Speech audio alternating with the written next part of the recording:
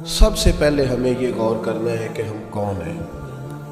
ہم وہ لوگ ہیں جنہیں اللہ نے لاکھوں کروڑوں لوگوں میں منتخب کیا ہے اپنے گھر میں جانے کے لیے۔ احساس تلے دبے ہوئے لوگ کہ یار میں ہی اس کے گھر جا رہا ہوں، اللہ نے مجھے ہی بلا لیا ہے۔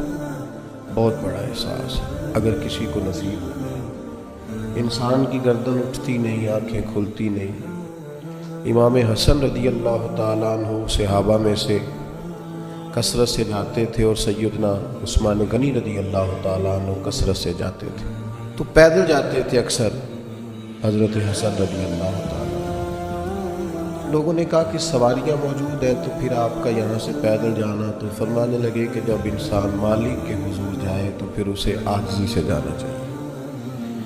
تو پروٹوکول کی طبیعت چھوڑ کر یہاں جانی چاہیے، اس لیے کہ اللہ تعالیٰ دیکھیں اسلام ہم پر کوئی سختی نہیں کرتا۔ سیدہ عائشہ صدیقہ رضی اللہ تعالیٰ عنہ فرماتی ہیں کہ دو چیزوں میں اگر نبی پاک علیہ السلام کو کبھی اختیار دیا جاتا تھا تو امت کے لیے جو آسان چیز ہوتی تھی اسے اختیار فرماتے تھے، مشکلات نہیں کرتے تھے۔ لیکن حج کے موقع پہ جس کو نہیں ہے عادت تامت باندھنے کی، اسے بھی باندھنی پڑے گی، سب کو ایک ہی جگہ رہنا پڑے گا۔ کیوں؟ اس لیے کہ امت مسلمہ کی وحدت قائم ہو، ایک بولی بولیں، ایک لباس میں ایک جگہ پہ اکٹھے ہوں، کہیں تو مسلمان سارے جمع ہو جائیں ایک چھتری تک۔ تو سب سے پہلے تو جتنے ہمارے ذاتی پروٹوکول ہیں وہ ہمیں گھر چھوڑ کے جانے پڑیں گے۔ یقیناً لوگوں کے پاس پیسے بھی ہوں گے، عہدے بھی ہوں گے، لیکن اب بھائی آپ سارے ایک جیسے ہیں، اللہ کے مہمان ہیں۔ تو ایک بات تو یہ ضرور ذہن میں رکھنی چاہیے کہ ہمیں اپنے ذاتی پروٹوکول سسٹم کو یہاں ترک کر کے جانا ہے۔ دوسری بات یہ ہے کہ جب کوئی شخص کہیں سے کچھ مانگنے جاتا ہے، لینے جاتا ہے، تو اس کا کشکول سیدھا ہونا چاہیے۔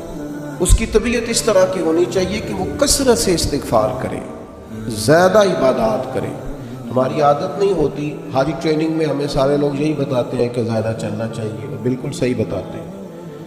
ہم زیادہ چلنے کے عادی ہوں گے تو پھر ہی وہاں جا کے چل سکیں گے۔ لیکن میں ایک بات یہ بھی کیا کرتا ہوں کہ حج پہ جانے سے پہلے نا ہمیں کو 2-3 گھنٹے مسجد میں بیٹھنے کی بھی عادت ڈالنی چاہیے، کیونکہ وہاں ہماری عادت نہیں ہوتی، اور وہاں ضروری کام یہ ہے کہ ہم حرم میں بیٹھے عبادت کریں۔ 15 دن کا حج عمرہ، اور اس میں اگر ہمارا زیادہ وقت بازاروں میں گزر جائے تو میاں ہم تو عبادت کے لیے آئے۔ تو ہمیں یہ بھی عادت یہاں سے ڈال کے جانی ہے۔ کم حاجی ملتے ہیں یار ایسے جو کسی کونے میں بیٹھ کے تلاوت کر رہے ہیں، ورنہ تو جب احرام کی پابندیاں ختم ہوتی ہیں تو مینا کے اگلے 2 دن تو پھر ہم ایک دوسرے کا تعارف ہی کرتے رہتے ہیں، حالانکہ اس کا ہمیں کچھ فائدہ نہیں ہونے والا۔ عبادت کے دن ہے، ریاضت کے دن ہے، زیادہ سے زیادہ وقت اللہ کے لیے گزارا جائے۔ قرآن مجید نے کہا وَأَتِمُّوا الْحَجَّ وَالْعُمْرَةَ لِلَّهِ، حج اور عمرہ پورا کرنا، پر کرنا اللہ کے لیے، رضا الہی پیش نظر رکھنا۔ سب سے بڑا جرم شرک ہے، اللہ شرک معاف نہیں کرے گا۔ وَيَغْفِرُ مَا دُونَ ذَلِكَ لِمَن يَشَاءُ، اس کے علاوہ ہر چیز بخش دے گا۔ تو یہ جو دکھاوا اور ریاکاری ہے، اس کو بھی نبی پاک نے شرک اصغر کہا ہے۔ کسی جگہ بھی اپنے دل میں یہ حج ایک ایسی چیز ہے جس کی حفاظت کرنی پڑتی ہے، اس کو محفوظ کرنا پڑتا ہے، اس کا خیال رکھنا پڑتا ہے۔ اگر اس کا خیال نہ رکھا جائے تو بڑی ساری محنت اور بڑا سارا پیسہ ضائع ہو جائے۔ تو عرض یہ کر رہا ہوں کہ ایک تو اپنا پروٹوکول سسٹم چھوڑ جائیں، آرام اپنا گھر چھوڑ کے جائیں، واپس آ کے آرام کیجیے گا۔ اور جو ماہر ہیں نفسیات کے وہ کہتے ہیں کہ اللہ جب بندے کی نیند پوری کرانا چاہتا ہے تو 20 منٹ بھی آنکھ لگ جائے تو نیند پوری ہو جاتی ہے، ورنہ 14 گھنٹے اے سی میں سونے کے باوجود بھی لوگ اس طرح اٹھتے ہیں کہ ان کا دل کرتا ہے ایک پیناڈول کی گولی مل جائے نا، کبھی جسم دکھ رہا ہے۔ تو نیند پوری کرنے نہیں وہاں جائیں، آپ آرام اور غصہ یہ 2 چیزیں گھر چھوڑ کے جائیں۔ خاص کر کے کہا وَلَا جِدَالَ فِي الْحَجِّ، حج میں جھگڑا نہ کرنا۔ اور بالخصوص جو اپنی فیملیز کے ساتھ جا رہے ہیں ان سے خاص کر گزارش ہے کہ وہ بالکل اپنے سارے معاملات، فیملی کی بحثیں گھر چھوڑ کے جائیں۔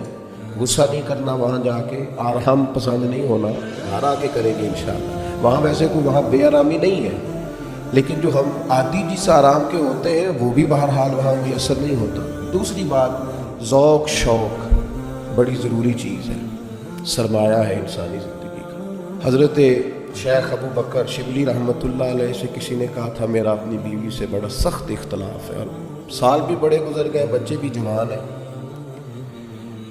اب کوئی ایسی صورت بھی نہیں کہ علیحدگی ہو سکے تو کچھ بتائیں۔ تو فرمانے لگے کہ تو اصل میں نا اپنی گھر والی کی صرف منفی باتیں یاد رکھتا ہے، تو اس طرح کر، آج سارا دن تلاش کر اس میں خوبیاں کیا ہیں، اللہ تیرے دین کو تازہ کر دے گا، تیرا اسے چھوڑنے کو جی نہیں چاہے گا۔ اپنے آپ کو تازہ رکھنے کے لیے ہمیشہ مثبت چیزیں پیش نظر رکھنی چاہیے۔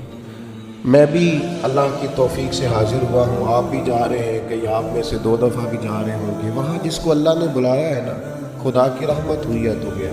اگر ہمیں کچھ پتہ ہے تو ہم وہاں لوگوں کی غلطیاں نکالنے نہیں گئے، اپنی معافی لینے گئے۔ اس لیے مثبت باتیں ذہن میں رکھ کے جائیں۔ اور تیسری گزارش آپ سے یہ ہے کہ نبی کریم علیہ السلام نے فرمایا جلد بازی شیطان کی طرف سے اور بردباری رحمان کی طرف سے۔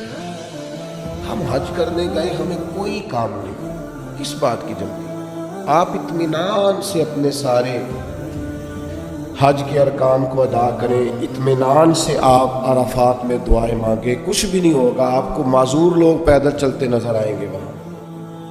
اطمینان سے آپ اپنے اس طرح کا اطمینان نہ کریں کہ قافلے سے بچھڑ جائیں اور آپ کو ڈھونڈا جائے، لیکن یہ کہ جلد بازی نہیں، کچھ بھی نہیں ہونے لگا۔ طواف زیارت کا ٹائم 12 ذی الحج تک ہے، آپ 12 تک وہی ہیں، آپ سکون سے اطمینان سے لوگوں کو لے کے چلیں گے، آپ کو اس میں فائدہ نظر آئے گا۔ چوتھی گزارش یہ ہے کہ اسلام مذہب کیا ہے؟ حضرت تمیم داری رضی اللہ تعالیٰ عنہ نے نبی پاک علیہ السلام سے پوچھا کہ دین کیا ہے؟ تو فرمایا دین النصیحہ، میرا سارا دین کسی کا بھلا کرنے کا نہیں، سارا دین خیر خواہی۔ وہاں ایک دوسرے کو سپورٹ کرنا بڑا ضروری ہے، ایک دوسرے کو لے کے چلنا بڑا ضروری ہے۔ کچھ لوگ آپ کو بوڑھے ملیں گے، کچھ بیمار ملیں گے، کمزور ملیں گے، ان لوگوں کا خیال کرنا بڑا ضروری ہے، اس بات کا خاص کر لحاظ رکھیں۔ 5ویں گزارش حج پہ جانے والوں کی خدمت میں یہ ہے کہ آپ رب کریم کے مہمان ہیں، اللہ نے آپ کو چنا ہے، اپنے وطن کے لیے دعائیں مانگیں، امت مسلمہ کے لیے دعائیں مانگیں۔ ہمارے دل ایک دوسرے سے دور ہو گئے، ہر محکمہ ہر ادارہ ایک دوسرے کے بارے میں نفرت انگیزی کرتا ہے۔ اللہ کے حضور حاضر ہوں تو وہاں سے خیر طلب کریں کہ مالک ہم سارے آپس میں ہیں، ہمارے دلوں کو جوڑ دے، کچھ ایسا کر دے کہ امت میں وحدت پیدا ہو۔ عالم اسلام جو جگہ جگہ ٹوٹا ہوا ہے، جس طرح آج جوڑ دیا ہے، سب کو جوڑ دے۔ ترغیب و ترہیب میں حدیث ہے، عرفات کا دن ہے، کروڑوں کا تو شخص ہے، اربوں روپیہ اس کے پاس ہے، نوکر چاکر ہیں، لیکن وہ زمین پہ بیٹھا ہے، بالوں میں ریت پڑ گئی۔ رسول اللہ صلی اللہ علیہ وسلم نے فرمایا رب فرشتوں سے پوچھتا ہے، حالانکہ اللہ جانتا ہے، پوچھتا ہے یہ لوگ کدھر آئے ہیں سارے؟ بڑے امیر، بڑے بڑے پڑھے لکھے، بڑے بڑے، کدھر آئے سارے؟ تو فرشتے عرض کرتے ہیں مالک یہ تجھے راضی کرنے آئے ہیں۔ اللہ فرماتا پھر گواہ ہو جاؤ، میں نے سب کی بخشش کر دی، میں نے ان کو معاف کر دیا، ان کے لیے جنت کا فیصلہ کیا۔ دوستو بڑی بات ہے، یعنی شارحین حدیث کہتے ہیں یہ بڑی بات نہیں، یہ بہت بڑی بات نہیں کہ رب کی بارگاہ میں ہمارا خالی ذکر ہی ہو جائے، وہاں تذکرہ ہی صرف ہو جائے، یہی بہت بڑا نہیں۔ تو بہت ذوق سے، بہت شوق سے جائیں، تو اطمینان کے ساتھ آپ سارے ارکان ادا کریں۔ پھر جب رسول رحمت علیہ السلام کے حضور جائیں تو درود و سلام کی کثرت کریں، وہاں جائیں تو کثرت درود و سلام آپ کے آل پر، آپ کے اصحاب پر خوب درود بھیجیں، وہاں اپنی حاضریاں خوبصورت کریں، عنوان زندگی نئے طور پر شروع کریں، یعنی یہ ایک نئی زندگی ہے حج کے بعد، بالکل نئی۔ رسول اللہ صلی اللہ علیہ وسلم نے فرمایا جو حج کر کے آیا اس طرح ہو گیا جس طرح آج ماں کے پیٹ سے پیدا ہوا۔ تو اس کو بھی تو چاہیے نا نئے سرے سے چیزیں ترتیب دے، صرف یہ اپنے پیڈ کو نہ بدل لے آ کے کہ اب مطلب یہ کہ ساتھ حاجی بھی لکھ دو، یہ باقاعدہ اپنے رویے بدلے، طرز زندگی بدلے۔ میں آپ سے پھر یہی عرض کروں گا کہ کشادہ سینے کے ساتھ، کشادہ دل کے ساتھ اور بڑے حوصلوں کے ساتھ ہمیں سفر کرنے کی کوشش کرنی ہے۔ آپ جتنی زیادہ اپنی طبیعت میں حسن رکھیں گے، ٹھہراؤ رکھیں گے، بردباری رکھیں گے، اتنا حج کا سفر آسان ہوگا۔ حضرت ابراہیم ابن ادم سے کسی نے کہا تھا آپ نے بڑے لمبے لمبے سفر کیے ہیں، اتنی چھوٹی زندگی میں اتنے سفر؟ فرمانے لگے 2 سواریاں پاس تھیں، تکلیف کبھی ہوئی نہیں۔ کہا کون کون سی؟ فرمانے لگے ایک صبر کی، ایک شکر کی۔ یہ 2 سواریاں ساتھ تھیں، لہٰذا کبھی آزمائش نہیں دیکھی۔ آپ کو بہت سارے لوگوں نے کہا ہوگا کہ حج میں مشکلات آتی ہیں، سب کی رائے اپنی جگہ پہ درست ہے۔ میری رائے یہ ہے کہ جو مالک بلاتا ہے وہ سارے راستے آسان کیے دیتا ہے، کچھ بھی نہیں ہوتا، ہر چیز بڑی آسانی سے ہو جاتی ہے۔ ہم نے تو یہ دیکھا ہے، جو یہاں بہت تھکتے تھے نا، ہم طواف زیارت کے لیے گئے تو سب سے اوپر جگہ ملی طواف کرنے کی، کچھ پتہ نہیں چلتا، اتنی آسانی سے سارا کچھ ادا ہوتا ہے۔ بڑی چیزیں تو ویسے ہی بندہ بھول جاتا ہے۔ بہت ذوق سے جائیے، بہت شوق سے جائیے، اور بڑا آسان ہے بھائی۔ اب تو استری نہیں ٹوٹتی حاجی صاحب کی، گھر سے بھی دروازے پہ گاڑی، اور وہاں آپ کے پاس ٹیبل اور کھانا۔ تو یاد کیجیے نا ان لوگوں کو جو بحری سفر کرتے تھے یا پیدل جاتے تھے اور چاہتے تھے اور کرتے تھے اور سب ہوتا تھا اور ٹھیک ٹھاک لوٹتے تھے اور آتے تھے تو لمحہ لمحہ شکر کرتے تھے۔ تب آپ دیکھیے کتنی آسانی سے سارے کام ہوتے ہیں، کتنی سہولیات ہیں۔ بس ذوق، شوق، تحمل، بردباری، محبت، پیار، استغفار۔ ابھی سے موبائل کو وقت دینا کم کر دیں۔ موبائل کی جگہ تسبیح لے لیں ہاتھ میں، تسبیح ہاتھ میں ہو تو چلتی بھی رہتی ہے، کچھ نہ کچھ بندہ پڑھتا بھی رہتا ہے۔ اور اگر موبائل رکھنا بھی ہے تو قرآن مجید رکھیں اس کے اندر اور تلاوت کریں، اور اللہ تبارک و تعالیٰ کی یاد میں وقت گزاریں۔ تھوڑے سے تنہائی پسند ہوں، پھر دیکھیے حج میں عبادت کی کتنی لذت آتی ہے۔ دل کی گہرائی سے دعا کرتا ہوں اللہ تعالیٰ اس سارے قافلے کے سفر کو آسان کرے۔ لمحہ لمحہ آپ سب کے لیے اللہ تعالیٰ رحمت والا فیصلہ فرمائے۔ اگر کہیں ہمارے چہرے یاد آ گئے تو یقیناً امید ہے کہ آپ ہمارے لیے دعا کریں گے۔ اللہ تبارک و تعالیٰ یہ سعادت مندی ہم سب کو بار بار نصیب کرے۔